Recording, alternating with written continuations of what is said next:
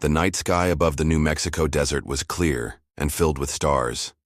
Inside the Horizon Deep Space Monitoring Station, Bill Taylor leaned back in his chair and sipped his lukewarm coffee.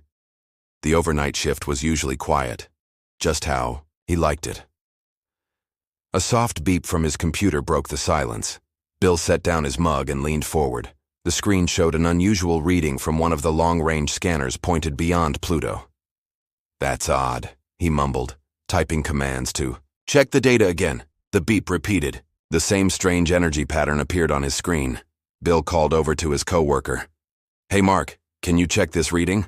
I'm picking up something weird past Pluto's orbit." Mark rolled his chair over and squinted at the screen. "Probably just a glitch. Run the backup systems." Bill did as suggested, but the backup system showed the same thing. "Still there, and look, it's moving." Mark sat up straighter now. "Moving how fast?"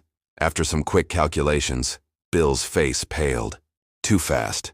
Way too fast for any natural object." "Call Dr. Wilson," Mark said. "Now." 3 hours later, Dr. Helen Wilson stood before a room full of government officials and military personnel.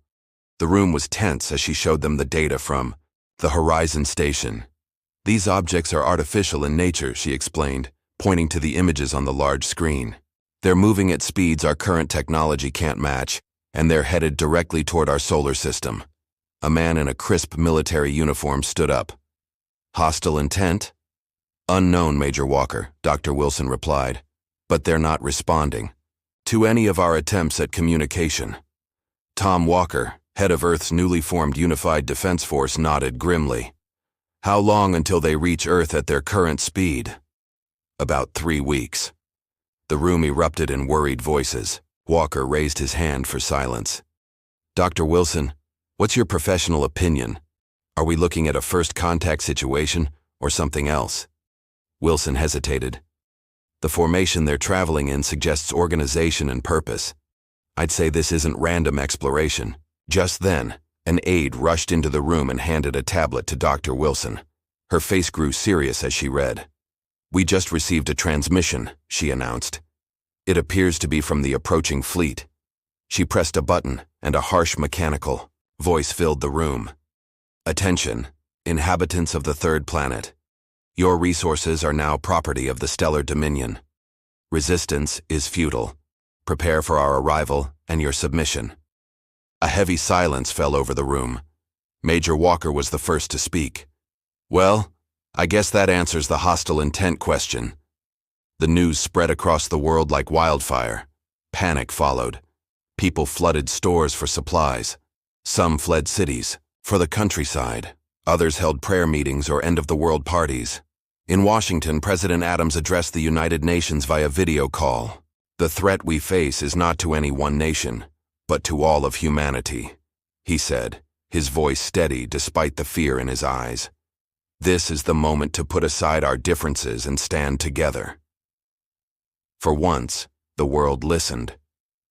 Within 48 hours, the Earth Defense Initiative was formed, bringing together the best military minds and scientists from around the globe. Major Tom Walker stared at the space map spread across the table in the Pentagon's underground command center. Representatives from Russia, China, the European Union, and a dozen other nations stood with him. "They'll come through here," Walker said, pointing to an area between Mars and Jupiter.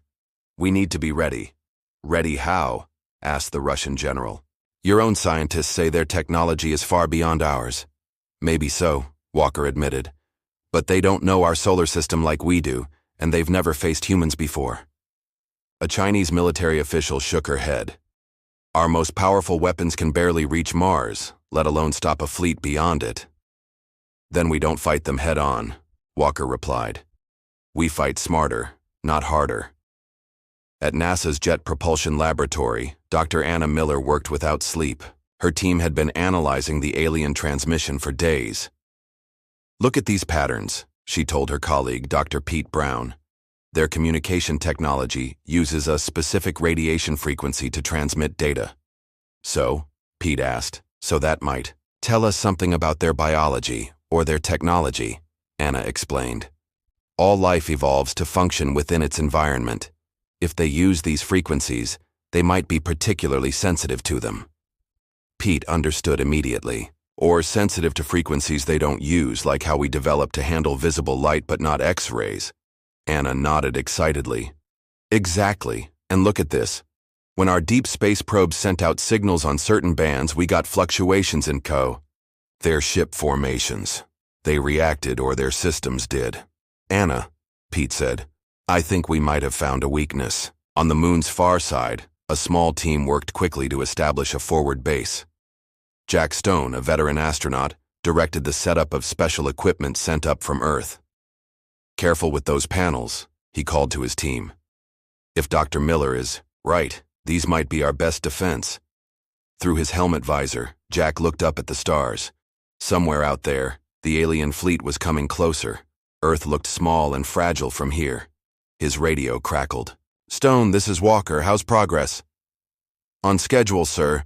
The array will be operational in 12 hours. Good. Our satellites are in position near Mars orbit. The plan is coming together. Jack hoped it would be enough. Commander Vex stood on the bridge of the Dominion flagship, watching the primitive solar system grow larger on the main view screen. This conquest would be simple, like the dozens before it. Status report, Vex ordered. His second-in-command responded promptly. The third planet continues to broadcast chaotic communications, Commander. They appear disorganized and frightened, as they should be, Vex said with satisfaction. Any signs of unified defense? None worth noting. They've launched some simple satellites, but nothing that poses a threat to our shields. Vex made a sound of contempt. This species hasn't even colonized its neighboring planets. They'll make good labor for the mines.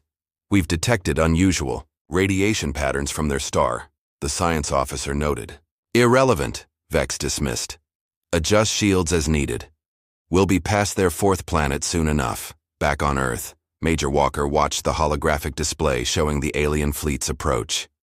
They had passed Neptune's orbit and were heading inward quickly. They're taking the bait, he said to President Adams, who stood beside him. They're not even bothering to destroy our satellites. And Dr. Miller's theory? The president asked. Walker smiled grimly. About to be tested. In the adjacent room, Anna Miller calibrated the final settings on her equipment. Her discovery had been surprising, but made perfect sense in hindsight.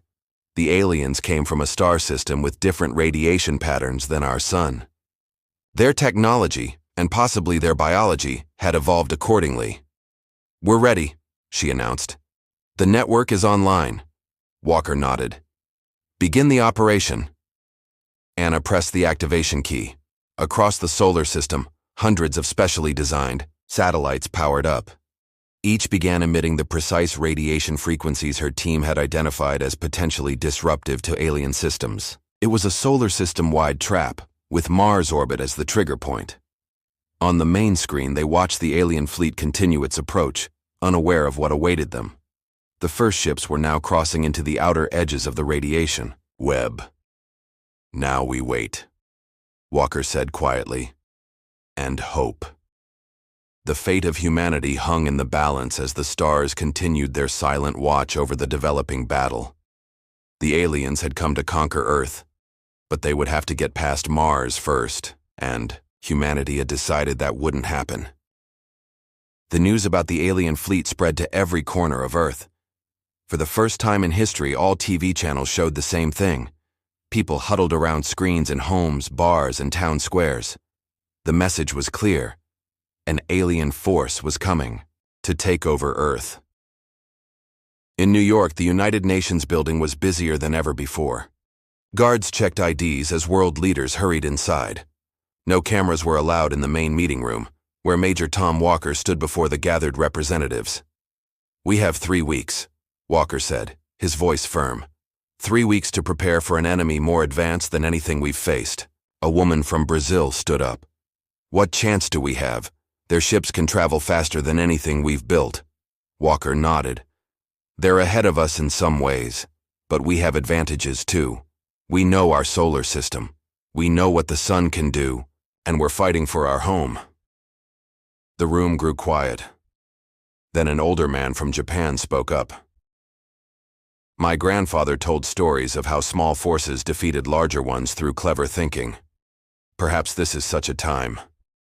Walker smiled for the first time that day. Exactly. We don't need to match their technology. We need to use what we have in ways they won't expect. By the end of the meeting, the Earth Defense Initiative was more than just an idea. It was a plan with global support. Every nation would play a part. Dr. Anna Miller hadn't slept in 2 days. Her lab at NASA was filled with empty coffee cups and half-eaten sandwiches. She barely noticed when Major Walker walked in. "Any progress?" he asked. Anna looked up from her computer. "Yes, look at this." She showed him a screen with colorful patterns. "These are the communication signals the aliens are using. See how they avoid certain frequencies? I think those frequencies might hurt them or their systems." Walker leaned closer. "You mean we found a weakness?" "Maybe." Anna pointed to another screen. "Their ships changed course slightly when our Jupiter probe sent out signals on this band. It was small, but it happened every time. Can we use this?" Anna nodded slowly.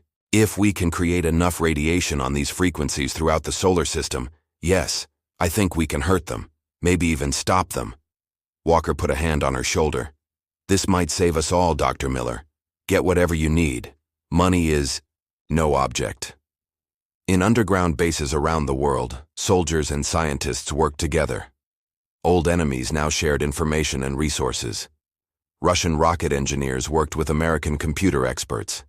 Chinese factory workers built parts designed by European scientists. Colonel Ray Jones walked through one such base near London. At 60 years old, he had been called back from retirement. Jones was known for thinking differently about battle. "Show me what we've got," he said to the team leader. The young woman led him to a large table covered with blueprints. "These are the satellites we're building. They'll create a web of radiation throughout the solar system, focused especially around Mars' orbit." Jones studied the plans. "How many can we launch? With every nation helping?" "Hundreds, maybe 1,000. Jones nodded approvingly. "The aliens will see them, but they won't know what they're for until it's too late." "Will it be enough?" the woman asked quietly. Jones didn't answer right away. Finally, he said, "In war, surprise is sometimes better than strength. We're about to surprise them very badly." On the moon base, Jack Stone and his team worked in the low gravity to set up huge panels that looked like solar arrays. But these weren't for collecting energy. They were for sending it out in very specific ways. Jack's radio crackled. "Stone, how's progress?" It was Walker checking in from Earth. "Almost done, sir. These arrays will hit them with exactly what Dr. Miller prescribed." "Good. The satellites are being launched now. Everything needs to be ready in 2 weeks." Jack looked up at the Earth hanging in the black sky. So beautiful, so fragile. "We won't let you down," he promised, though he wasn't sure if he was talking to Walker or to Earth itself. All around the world, rocket launches lit up the sky day and night. Some carried satellites, others took supplies to the moon base. People watched and hoped. In a small town in Kansas, a family stood in their backyard watching a bright rocket climb into the evening sky. "Is that going to stop the aliens, Dad?" a young boy asked. His father put an arm around him. "That's part of it, son. Everyone's working together now." "Are you scared?" The father looked down at his son. "Yes, but I'm proud too. Humans are pretty amazing when we work together." Commander Vex watched the activity around the blue planet with growing interest. His ship's sensors showed numerous launches leaving the planet's surface. "They are unusually active," he commented to his science officer. "Primitive efforts," the officer replied. "Their rockets use chemical fuel. The objects they're launching have minimal shielding, no weapons we can detect." Vex made a sound of amusement. "Perhaps they're sending us gifts to earn our mercy," the crew laughed. None of them believed this tiny world could pose any threat to the mighty Dominion fleet. "Their sun produces unusual radiation patterns," the science officer noted. "Different from our home system." "Is it a concern?" Vex asked. "No, Commander. Our shields are adjusted, though some of the radiation—" The officer paused. "Interesting." Vex dismissed the comment. "Stay alert, but don't be concerned. This world will fall like all the others. Back on Earth, in the main control room of the Earth Defense Initiative, Walker gathered his top team. The wall screen showed the alien fleet passing Jupiter's orbit. "Weak until they reach our trap near Mars," he said. "Are we ready?" Dr. Miller nodded. "The satellites are in position. The moon base is operational. We can create a radiation field that should severely damage their systems." Colonel Jones added, "And if it works, we'll follow up with everything we've got. Missiles, lasers, whatever can reach them." Walker looked around the room at the faces of scientists and soldiers from dozens of countries. "For thousands of years, humans fought each other," he said. "We've got pretty good at it. Now we'll show these aliens what happens when all that fighting skill works together." A young technician spoke up. "Sir, we're getting readings from our outer satellites. The alien fleet has entered the first detection zone." Everyone turned to the main screen. Tiny dots representing the alien ships moved steadily toward the inner solar system. "Any reaction?" Walker asked. "Not yet, sir. They don't seem to notice." "Anything," Walker nodded. "Good. Let them come a little closer." Dr. Miller looked nervous.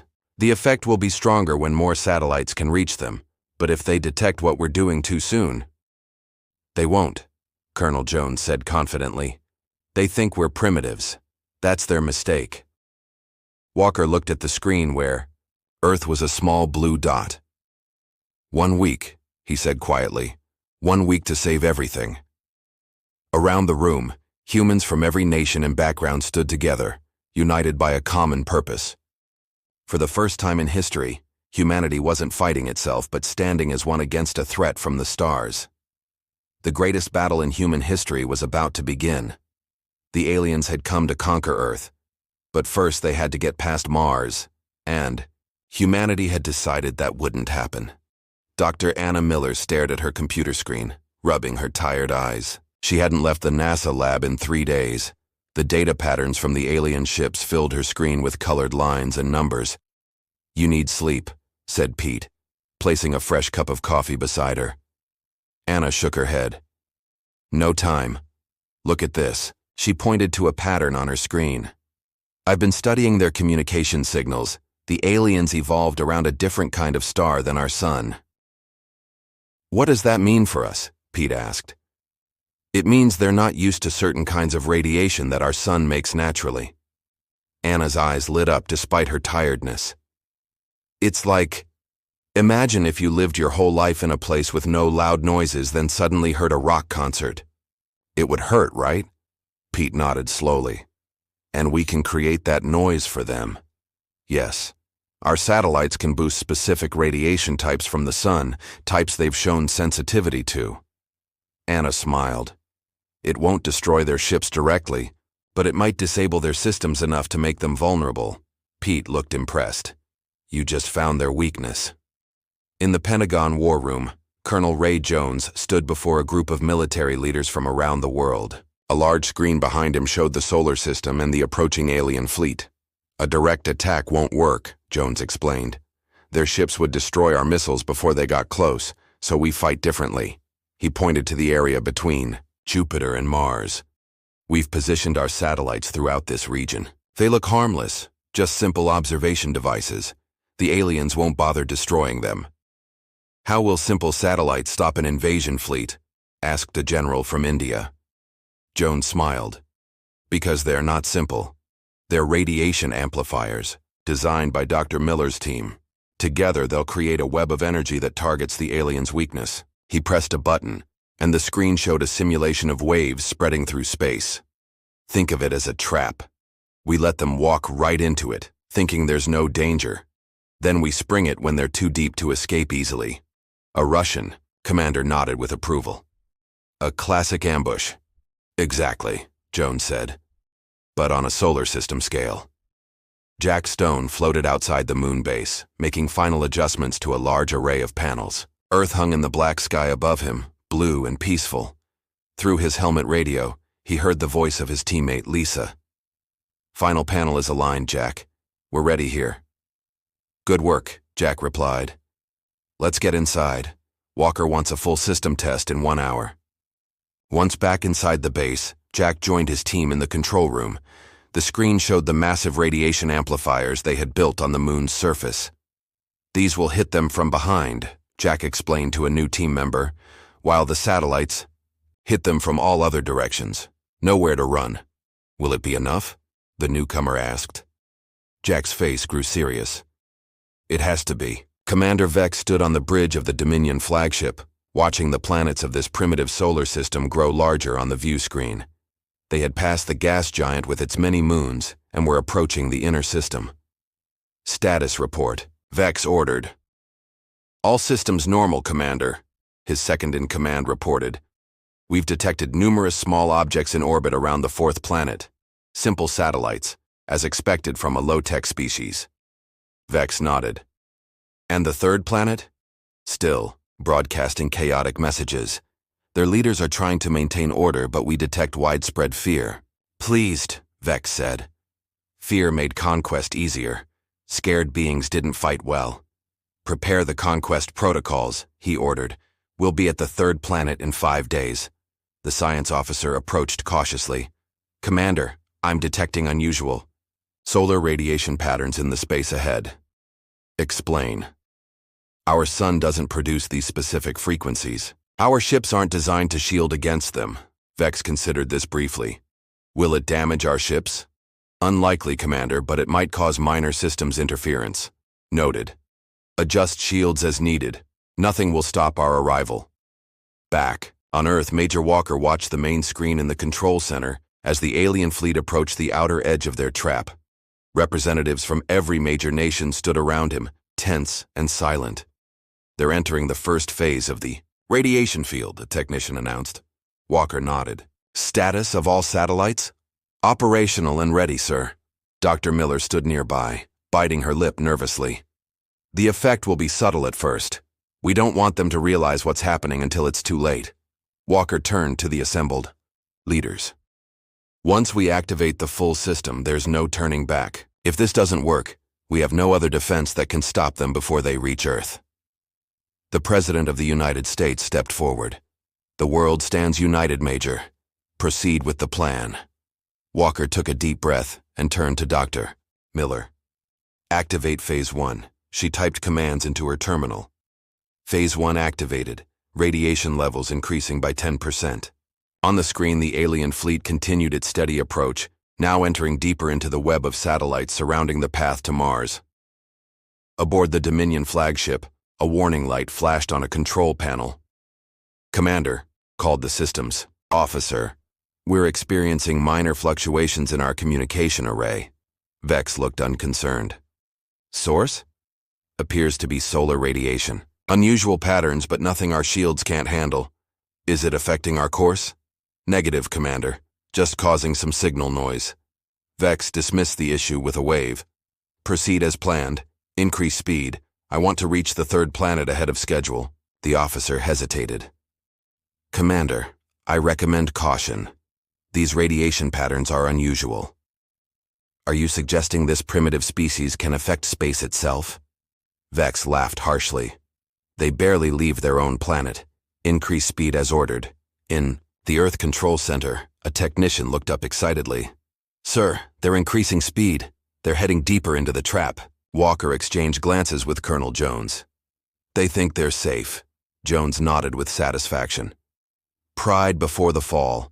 Dr. Miller studied her readings. "The satellites are registering effects on their outer ships. Small power fluctuations, communication disruptions. Nothing major yet." "When do we hit them with full power?" Walker asked. "When they reach this point," Miller pointed to an area just before Mars orbit. "That's where the radiation field is strongest, and where the moon base can add its power too." Walker looked at the screen where tiny dots representing the alien ships moved closer to the invisible trap. "How long, at their increased speed?" "About 12 hours. The President spoke quietly. 12 hours to determine the fate of humanity." Walker nodded grimly. "The trap is set. Now we wait." Throughout the world, people looked up at the night sky. They couldn't see the alien ships or the battle about to take place far out in space, but they knew their future hung in the balance. In homes and streets, in churches and temples, humans prayed, hoped, and waited. For the first time in history, all of humanity faced the same threat, shared the same fear, and hoped for the same victory. Out in space, between Jupiter and Mars, the mighty Dominion fleet raced forward, unaware that they were flying into a trap set by the primitive humans they had come to conquer. The clever trap was about to be sprung. The control room at Earth Defense Initiative headquarters was silent, except for the soft beeping of computers. Major Walker stood with his hands behind his back, watching the main screen. The alien fleet was now deep in the radiation web, approaching. Mars orbit. Time to full trap activation? Walker asked. 1 hour, sir, replied a technician. They'll reach the primary target zone at 0700 hours. Dr. Miller worked at her station, checking and rechecking her calculations. The radiation levels are already affecting their outer ships, she reported. We're seeing energy fluctuations, consistent with system interference. Colonel Jones nodded with satisfaction. They still don't realize what's happening. They think it's just normal solar activity. Walker's face remained serious. We get one shot at this. When we activate the full trap, they'll know they're under attack. The president entered the room, followed by leaders from other major nations. They had gathered to witness humanity's stand against the invaders. Are we ready, Major? The president asked. Walker nodded. As ready as we'll ever be, sir. On the screen, the alien fleet continued its steady approach toward Mars, unaware of what awaited them. Commander Vex frowned as another warning light flashed on his control panel. This was the third in the past hour. What now? He demanded. The systems officer looked concerned. Communications are experiencing increased interference, Commander. Several of our escort ships report navigation issues. Cause? Still appears to be solar radiation, but... The officer hesitated. But what? Vex snapped. The pattern seems too consistent. It's affecting specific systems in predictable ways. Vex's frown deepened. Are you suggesting this is deliberate? I'm not sure, Commander. It seems unlikely the primitives could affect space itself this way. Vex studied the system maps. They were approaching the fourth planet. A small red world. The radiation seemed strongest in this region. Scan those satellites orbiting the fourth planet again, he ordered. Yes, Commander. Scanning now. Vex walked to the front viewport, watching as Mars grew larger in the distance. Behind it, the blue planet, their target, was just a small dot. Soon it would be another conquest for the Dominion. The science officer's voice interrupted his thoughts. Commander, those satellites, they're not just observation devices. They're emitting energy patterns that match the radiation affecting our ships. Vex spun around. What are you saying? These primitives are attacking us, yes, Commander. And there's more. The radiation is specifically targeting frequencies our systems use. This is not random. This is a weapon designed against us. For the first time, Vex felt a flicker of concern. Destroy those satellites. Now! In the Earth Control Center, alarms began to sound. They're firing on our satellites near Mars, a technician shouted. Walker leaned forward. They figured it out. Activate the trap now. Full power. Dr. Miller's fingers flew across her keyboard. Activating all satellites simultaneously. Moonbase, stand by for your part. On the main screen, they watched as several satellites near Mars disappeared, destroyed by alien weapons. Too late, Colonel Jones said with a grim smile. They're already surrounded. Dr. Miller pressed the final command key. Trap activated. Full radiation surge now. On the moon, Jack Stone and his team watched their monitors light up with the activation signal. This is it, Jack called out. Activate the lunar arrays, full power. The massive panels outside the base hummed to life, focusing concentrated radiation toward the alien fleet. Combined with the satellite web, it created a massive invisible field of energy specifically tuned to disrupt alien technology. Direct hit, Lisa reported. We're reading massive energy spikes across their fleet. Jack watched the readings with intensity. Keep it steady. Don't let up. Aboard the Dominion flagship, chaos erupted. Warning alarms blared from every station as systems began failing across the ship. What's happening? Vex shouted over the noise. Massive radiation surge, the science officer yelled back. It's everywhere, coming from all directions. The view screen flickered and went dark. Emergency lights activated, bathing the bridge in red. Weapon systems failing, reported a tactical officer. Shields down to 60% and dropping. Vex gripped his command chair as the ship shuddered. Evasive maneuvers, get us out of this radiation field.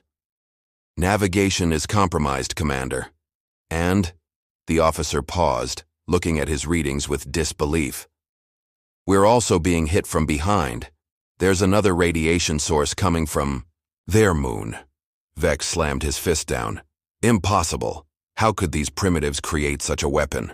Around the flagship, smaller ships began drifting out of formation as their systems failed. Some lost power completely, floating helplessly in space. Commander, our biomechanical interfaces are being affected, the medical officer reported urgently. Crew members connected to ship systems are reporting pain and disorientation. For the first time in his long career of conquest, Commander Vex felt fear. These humans were not the helpless primitives he had expected. They had set a trap, and the Dominion fleet had flown right into it. Back on Earth, the control room erupted in cheers as data streamed in. It's working, Dr. Miller exclaimed. Their ships are losing power and control. The main screen showed the alien fleet in disarray. Ships drifted out of formation, some spinning slowly as their navigation systems failed. They're more vulnerable than we expected, Colonel Jones observed. Their biological systems must be partially integrated with their technology. Walker turned to the weapons officer. Are our long-range missiles ready? Yes, sir. Primed and targeted. Walker looked to the president, who nodded his approval. Launch missiles. Target their main ships first. Across Earth, missile silos opened. The largest rockets ever built by humans roared to life, climbing into the sky on columns of flame. Their target, the now vulnerable alien fleet near Mars. Commander Vex struggled to maintain control as systems continued to fail around him. Route emergency power to shields and propulsion, he ordered. We need to get out of this radiation field. Trying. Commander, but... The officer's words were cut off as another massive wave of energy washed over the fleet. More ships lost power, drifting helplessly in the invisible trap. Incoming projectiles, the tactical officer managed to report through the chaos.